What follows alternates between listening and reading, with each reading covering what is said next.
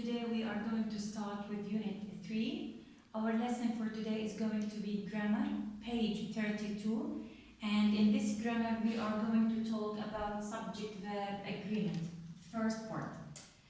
We have to know that when we say subject-verb agreement in here, we have to know that we have to have balance between the subject that we are using and the verb that we are using to complete the meaning of the sentence.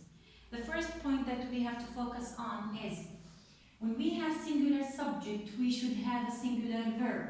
And when we have a plural subject, we should have a plural verb. For example, this car looks new. As you can see in here, we are talking about one car. So in here we have a singular subject. So in order to apply subject-verb agreement, we should have a singular verb. And in this case, the singular verb in the present tense should be with S at the end of it. So in here, we apply the idea of subject-verb agreement by using singular subject and singular verb in the first example. The second example that we have is we speak English. As you can see in here, the subject is plural.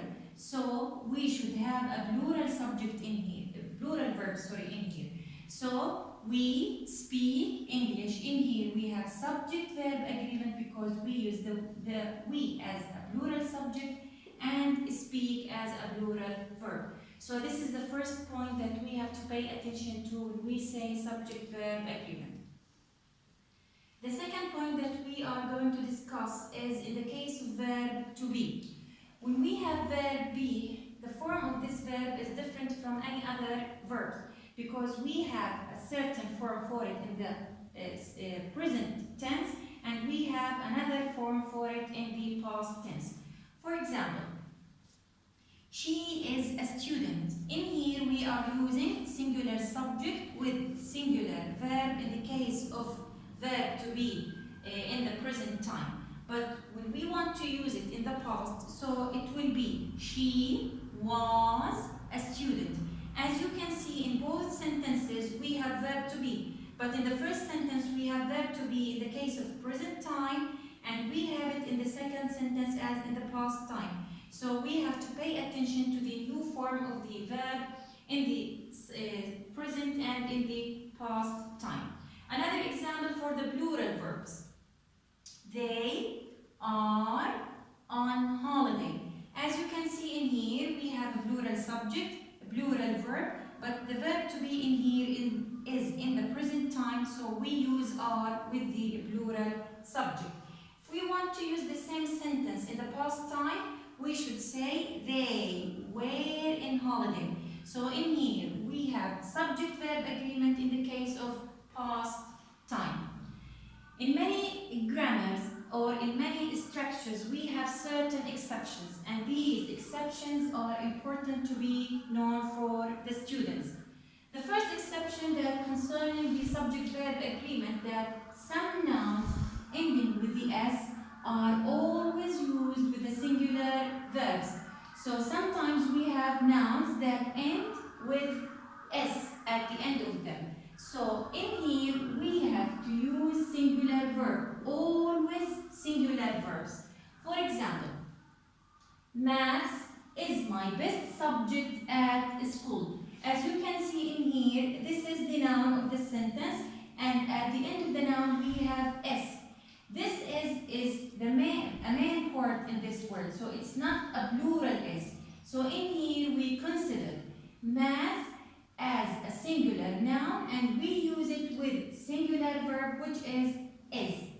Many other nouns that have the same case like news, athletics, economics. As you can see, they end with S. And in here we should use the verb in the singular case. The second exception that we have is with the uncountable nouns. With the uncountable nouns, we always use singular verbs also.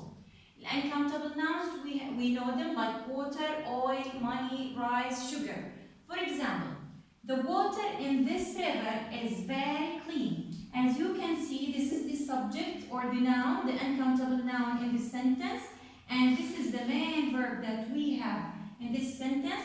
and this verb is singular for an uncountable noun. So with the uncountable nouns, we always use singular verbs. The last idea that we are going to discuss in here, that we have sometimes group nouns which are used with singular or plural verbs. Some words look like group words. Okay, so we have to use them either with singular or plural verbs. For example, the Italian team is going to play in the finals. As you can see in here, we have the Italian team, which is the subject of the sentence, and in here we use singular verb with it because we are talking about the team as a whole. عم نتكلم عن الفريق كوحدة واحدة، فريق كامل. So in here we use singular verb with it. But in the second sentence, the Italian team are going to play in the finals. As you can see in here, we still have the same subject as the first sentence, but in here we used are, which is a plural verb, with the Italian team because we are talking in here about the members of the team. في هذه الجملة نحن قاعدين عم نتكلم عن أعضاء الفريق. So we consider them as plural.